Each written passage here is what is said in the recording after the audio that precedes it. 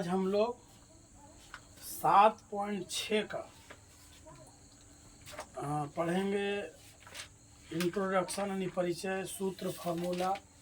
उसके बाद प्रारंभ करेंगे 7.6 को। 7.6 में जो पढ़ना है उसका नाम है खंडशः समाकलन। खंडशः समाकलन, इसको अंग्रेजी में बोला जाता है integration by parts. Integration by parts.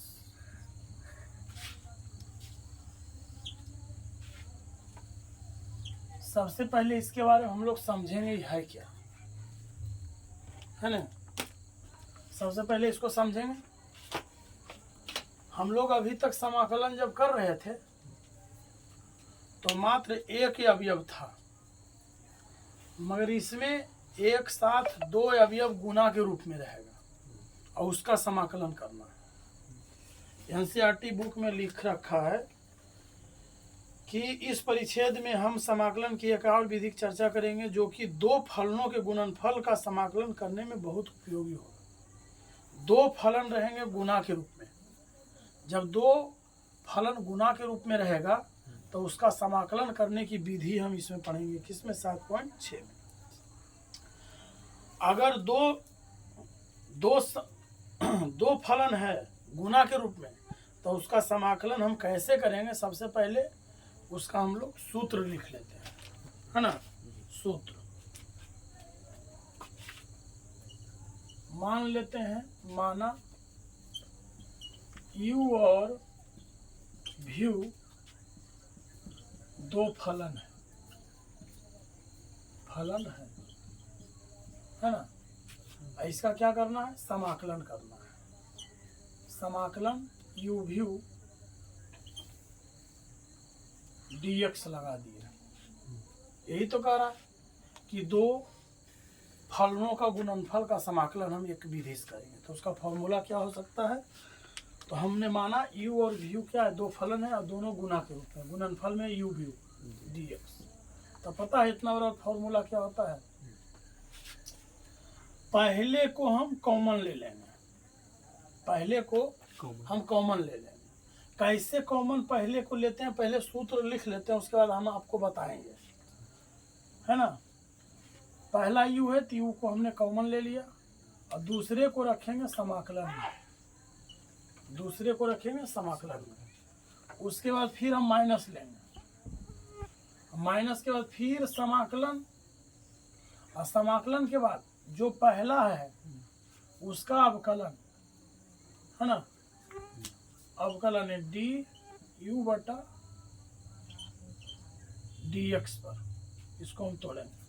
फिर समाकलन, फिर दूसरे का समाकलन करेंगे भी dx।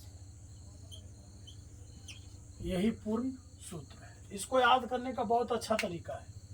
u भी है तो पहला को हमने कॉमन लिया, दूसरे को समाकलन किया, फिर माइनस, पहला को डेरिवेटिव में यानी अवकलन में और दूसरा को समाकलन में, फिर लास्ट में dx। इस प्रकार से 7.6 में इसी सूत्र का प्रयोग करके पूरा मैथ बनेगा। इसमें हमेशा दो फलन आएंगे और दोनों गुना के रूप में रहेगा। जब दोनों फलन गुना के रूप में रहेगा, अब सबसे बड़ी प्रश्न उठता है ना कि हम कॉमन लेंगे किसको बाहर। कैसे हम जानेंगे कि पहला है ये दूसरा है? हो सकता है ऐसा व्यवस्था हो कि पहला इधर रहे ये दूसरा रहे। हम चिन्हेंगे कैसे? तो चिन्हने के लिए एक तरीका है जिसको बोला जाता है आइलेट। क्या बोला जाता है? आइलेट बोला जाता है।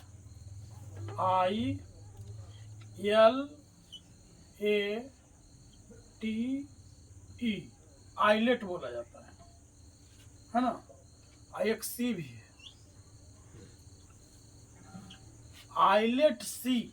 आइलेट सी में अगर ई दोनों आ गया तो पहले ही है ना, तो पहला अंक ही होगा, ई दूसरा होगा। मान लो एक आई आ गया, एक ई आ गया, तो पहले जो आएगा वो पहले और जो बाद में आया वो दूसरा। समझ में आया? यानी इसी का अलट पलट। मान लो मैथ में यहाँ यू व्यू की जगह पर एल ले आ गया, तो एक नंबर में एल हो जाएगा, दूसरा नंबर में ये हो जाएगा। मगर अब पहले ए को दे दिया जाए एल को बाद में, तो इस आइलेट में सबसे पहले एल आ रहा है ना, तो एल को एक में मानेंगे और ए को दो में मानेंगे। समझ में आया? उलट पलट भी दिया रहेगा तो पर भी। अब कहोगे सर ये आइलेट जो है क्या, आइलेट पूरा बताइए। तो आइलेट को जानना बहुत जरूरी है। आई के मतलब इनवर्स, जो हम लोग दूसरा अध्याय में एनसीईआरटी बुक में पढ़े थे, इनवर्स है ना। तो आई का मतलब इनवर्स हो गया। एल के मतलब होता है लोगरिथम, जो लॉग वाला मैथ है। और ए जो है अलजेब्रिक, बीजगणितीय। यहाँ पर आपका हो सकता है इनवर्स से आ जाए, हो सकता है लॉग से आ जाए, हो सके अलजेब्रा से आ जाए। आई टी के मतलब हो गया ट्रिगोनमेट्री, टी के मतलब ट्रिगोनमेट्री से आ जाए। और लास्ट में है ई। ई जो है ना चर घाती, मतलब किसी भी संख्या पर घात आ जाए, एक्स स्क्वायर ई स्क्वायर, माने पावर में जो आएगा और चर घाती बोलता है ना। चर घाती को ई का अंग्रेजी नेम बोलता है, जानते हो क्या? एक्सपोनेंशियल है ना, हिंदी में चर घाती बोला जाता है। और सी जो है आपका कांस्टेंट है। सी कांस्टेंट है, इसका मतलब होता है अचर पद। तो अब इसका सिंबल हम लोग लिख लेते हैं।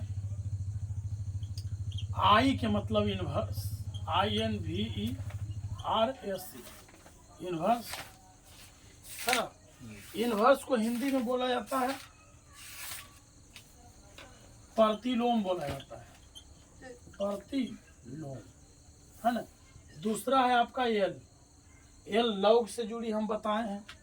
लॉगरिथम, इसका पूरा नाम है लॉगरिथम, लॉगरिथम है ना। लॉगरिथम को हिंदी में बोलता है लघु गुणक, लघु गुणक इसका नाम है ना। तो ये आपका हो गया इनवर्स, ये हो गया लॉगरिथम।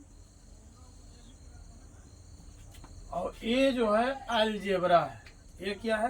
अलजेब्रिक लिखेंगे, अलजेब्रिक, जिसको बोला जाता है बीज गणितीय, बीज गणितीय, बीज गणितीय है ना। ई जो है आपका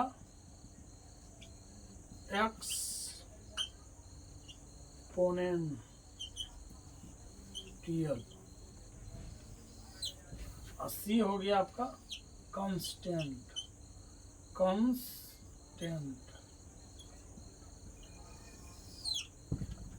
इसको बोला जाता है हिंदी में चर घातांकी, चर घातांकी बोला जाता है इसको। आई जो है अचर है। अचर में जो संख्या में रहे 1 2 3 4 आदि। चर घाती में पावर के रूप में जैसे एक्स स्क्वायर हो गया या तो ई पर एक्स हो गया, इस तरह से। बीज गणितीय, बीज गणित में आपका एक्स वाई वाला मान के रूप में रहेगा, 4x 5x 2y 3y ऐसे करके। इसमें लॉग के रूप में रहेगा है, जैसे ऐसे रहेगा इसका है ना।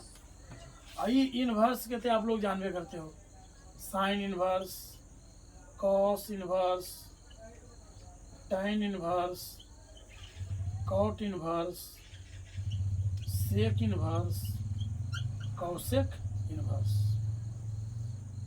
इसका ये मान यहाँ आ जाए, लॉग के रूप में आ जाए है ना।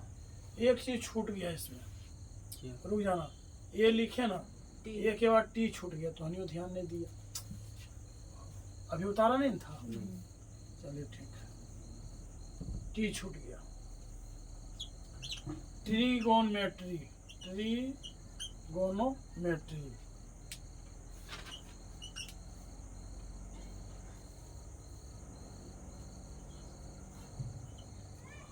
ट्रिगोनोमेट्रिक हो गया,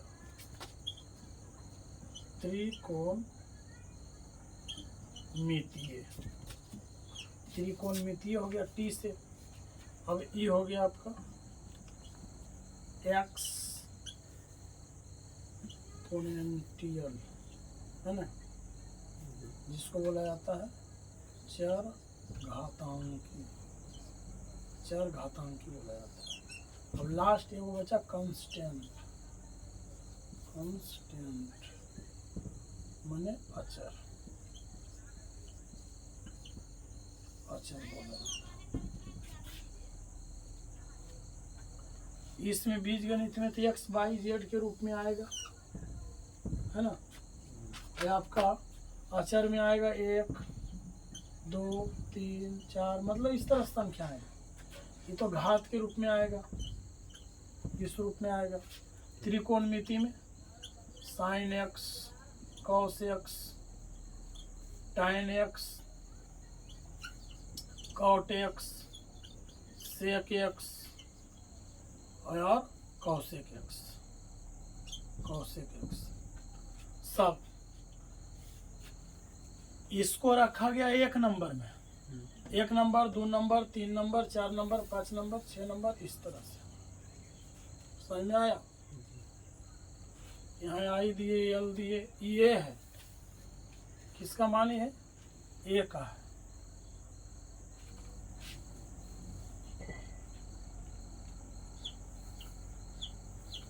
आई एल ए टी ई सी,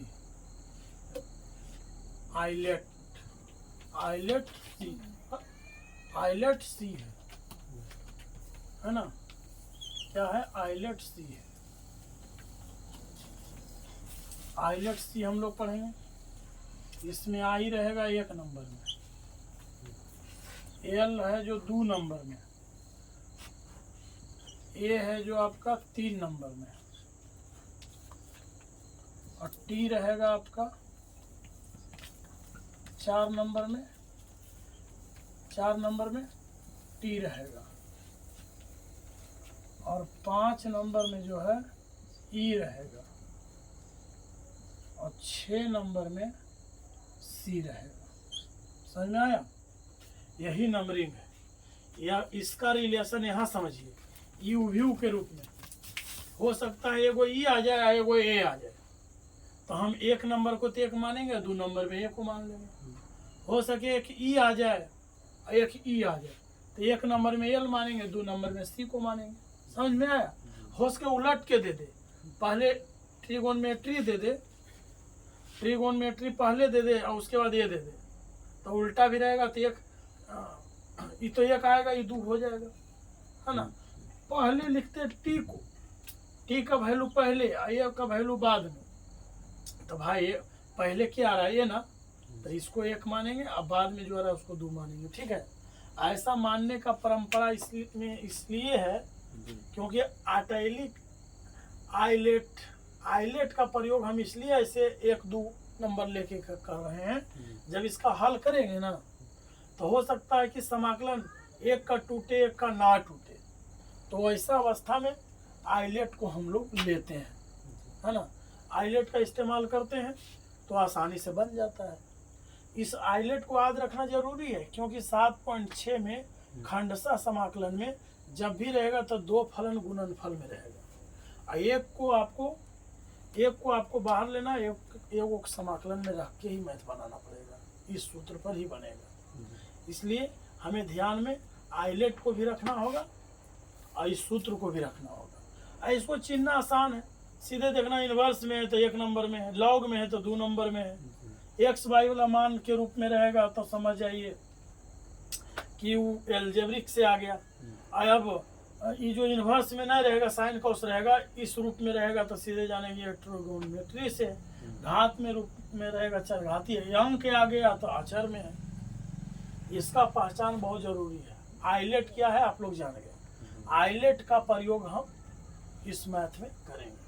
आप लोग इसको अच्छा से उतार लीजिए। अब यहाँ से हम शुरू करते हैं, पता है, उदाहरण। जिसमें हम आइलेट का प्रयोग करके मैथ को बनाएंगे, है ना। ये सूत्र कैसे आया, इसको सिद्ध भी किया जा सकता है, ठीक है, सिद्ध भी किया जा सकता है और इसको ऑफलाइन में सिद्ध करके बताएंगे, ठीक है। चलिए इसको नोट कीजिए।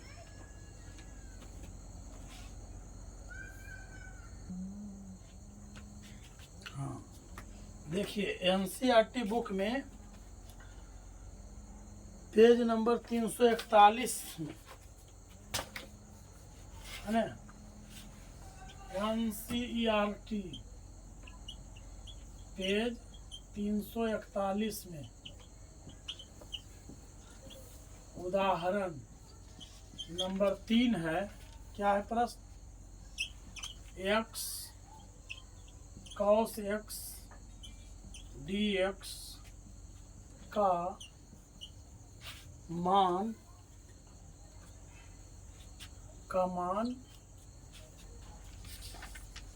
ज्ञात कीजिए,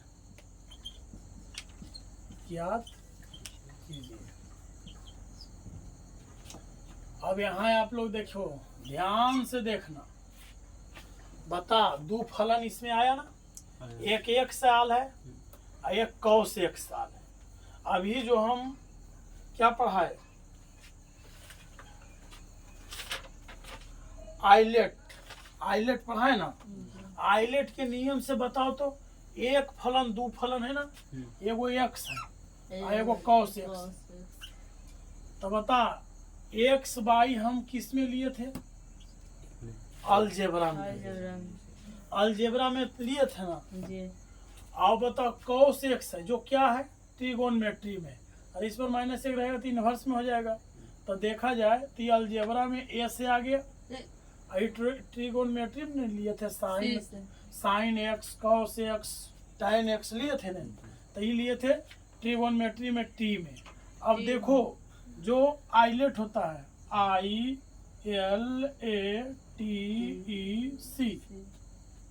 तो बताओ a पहले आ रहा है और उसके बाद t आ रहा है, एक मतलब ये होगा 1 नंबर और ये होगा 2 नंबर। तो जैसे 1 2 होना चाहिए उसे सजल ही है, यही है आइलेट का प्रयोग। इससे जांच करना होगा कि 1 नंबर में ये है और ये 2 नंबर में है, कि ई 1 नंबर में है ये 2 नंबर में है। तो ये देख रहे हैं आ गया अलजेब्रा से, ये आ गया ट्रिगोनमेट्री से, है ना। तो उस हिसाब से देखो आइलेट में पहले ए आ रहा है बाद में टी आ रहा है, जो पहले आ रहा है उसको 1 नंबर और जो बाद में आ रहा है उसको 2 नंबर। और जब ये आ गया अब हम फॉर्मूला लगा के हल कर लेंगे।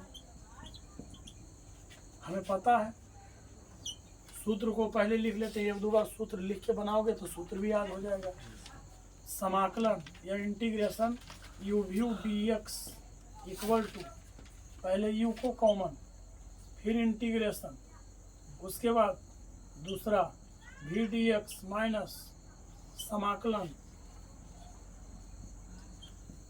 du बटा dx समाकलन dv बटा समाकलन v dx यही फॉर्मूला है ना।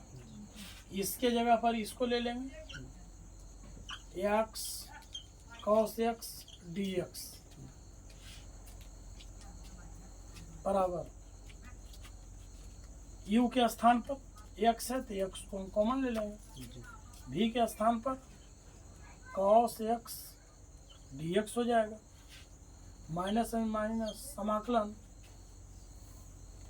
d के d, u के जगह पर हम x को ले लेंगे बटे dx, फिर समाकलन v के स्थान पर cos x को ले लेंगे cos x dx, फिर बाहर में dx। अब इसका हल कीजिए, ये जैसे वैसे रहेगा, x जहाँ है वहीं रहेगा। बताइए इंटीग्रेशन cos x बराबर क्या होता है? sin x होता है या माइनस sin x? क्या होता है फॉर्मूला?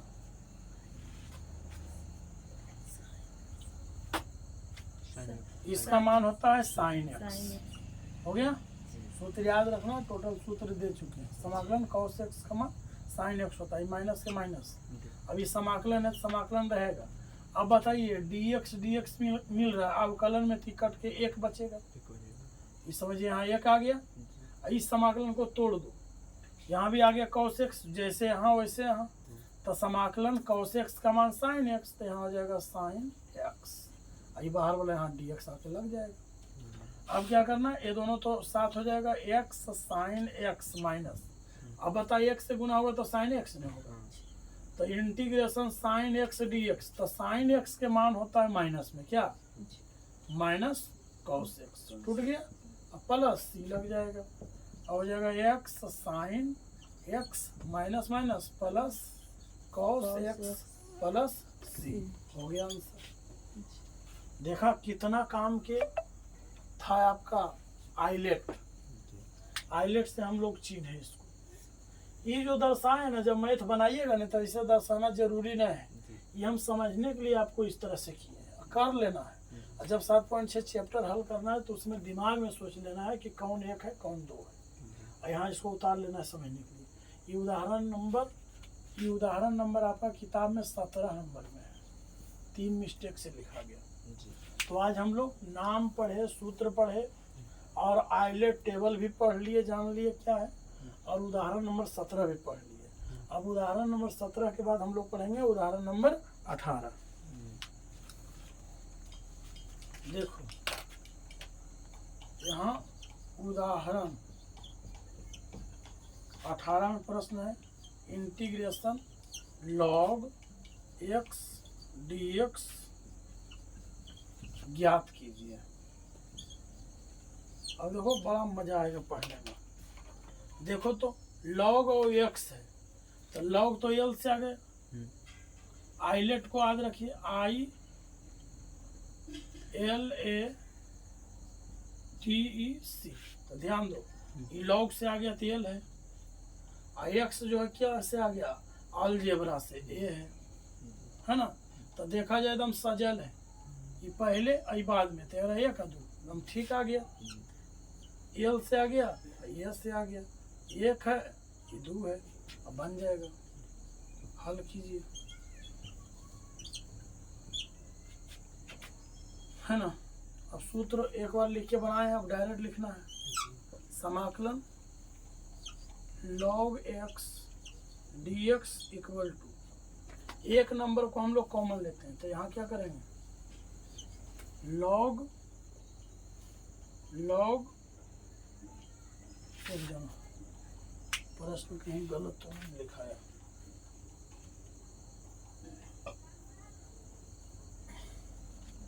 देखो इसमें एक चीज हमसे गलती हो गया समझने, ये गलती हो गया, ध्यान देने की चीज है, log तो अकेला रहता नहीं है, किसी ने कि जैसे sin x cos x इस तरह से थी, ये तो log के साथ ही आया है, तो दो का गुणन तो है नहीं, तो जब गुणन नहीं है ना इसमें, तो ऐसा अवस्था में ऐसा गुणन में ले लो जिसको गुणा करे के बाद भी log x ही नजर आए, तो पता है क्या ले लेंगे, log x सही है, गुणा में 1 ले लेंगे। अब बताइए log x में 1 से गुणा करेंगे तो log x होगा, और यहाँ पर दो फलनों का गुणनफल भी मिल गया, क्योंकि बाबू 18 में दो फलन है ये नहीं है गुना के रूप में, तो ऐसा अवस्था में तो हल होगा नहीं, इसमें दो फलन गुणन में होना जरूरी है, तो जिसमें नहीं है ना तो समझ जाओ उसमें एक अचर है, कांस्टेंट है, तो कांस्टेंट को बाहर निकाल के दर्शाना होता है। आप चाहिएगा तो इसको बना सकते हो, है ना, तो ऐसे भी l पहले आता है और c बाद में आता है, तो एक नंबर तो हो ही गया, ये 2 नंबर हो ही गया, ये कांस्टेंट है, ये l है, 1 नंबर, ये 2 नंबर, क्या अब हम लोग इसमें फॉर्मूला लगा सकते हैं, यहाँ ही लगा देते हैं, log x को हम कॉमन ले लेते हैं, log x इंटीग्रेशन, और यहाँ पर 1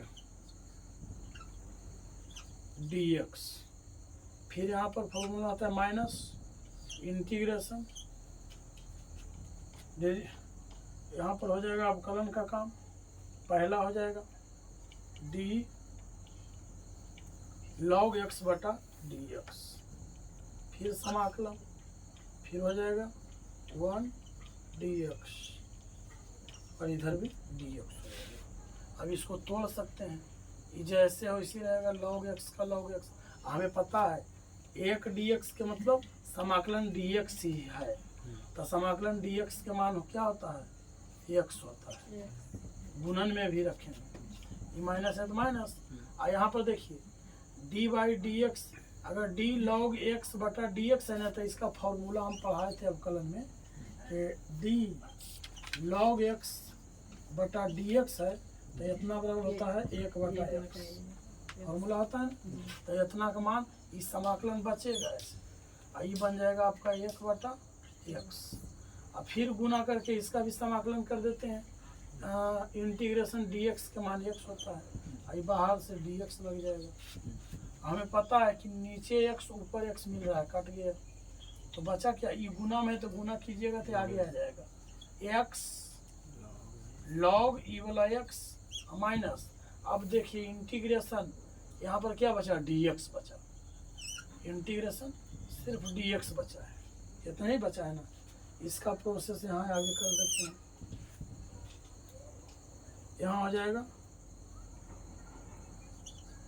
x log x माइनस और समाकलन dx के मान x प्लस बन गया। देखो एनसीईआरटी बुक में 18 number x log x minus c good. यहाँ तक हम लोग इसको पढ़े, इसको नोट कीजिए। अब 19 बताएंगे। अब हम लोग उदाहरण नंबर एनसीईआरटी का 19 पढ़ेंगे। x e पर x dx का dx ज्ञात करें, ज्ञात कीजिए लिखा है। अब इसका हम लोग हल करते हैं, इसमें दिमाग लगाइए तो क्या क्या है। x माने अलजेब्रा, आई पर पावर x लगल है तो चर घातीय आ गया। ये a है तो ये e है, तो a एक नंबर में है ना, ये आपका अलजेब्रा से आ गया। ये चर घातीय जिसका संकेत e है, ये पहले आता है इसको 1 मानेंगे, ये बाद में आता है इसको 2 मानेंगे। अब बना देना है x e पर x dx इक्वल टू, एक नंबर वाले को कॉमन लिया जाता है, x को कॉमन ले लेंगे, समाकलन e पर x dx, फिर यहाँ माइनस, फिर यहाँ समाकलन, फिर यहाँ पर अवकलन करेंगे। फर्स्ट वाले को d x बटा dx, एक नंबर में यही है, फिर समाकलन, समाकलन के पास फिर लिखेंगे सेकेंड वाला e पर x dx, फिर यहाँ dx। अब इसको तोड़िए, x का x समाकलन e पर x रहता है ना, तो ये टूट करके e पर x का e पर x ही होता है, तो e पर x माइनस यहाँ पर dx कट गया, 1 बचा। इसका भी समाकलन e पर x का e पर x ही होता है, तो e पर x dx हो जाएगा। अभी दोनों को मल्टीप्लाई होगा तो x e पर x माइनस 1 और e पर x गुना होगा तो क्या होगा, e पर x dx ही रहेगा। x e पर x माइनस e पर x प्लस हुआ 19 नंबर। x e पर x माइनस e पर x प्लस c, ठीक बन गया। उतारिए इसको।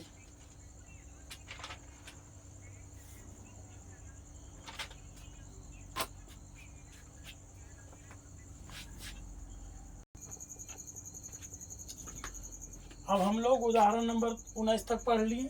अब इसके आगे 20 से अब कल पढ़ें। धन्यवाद।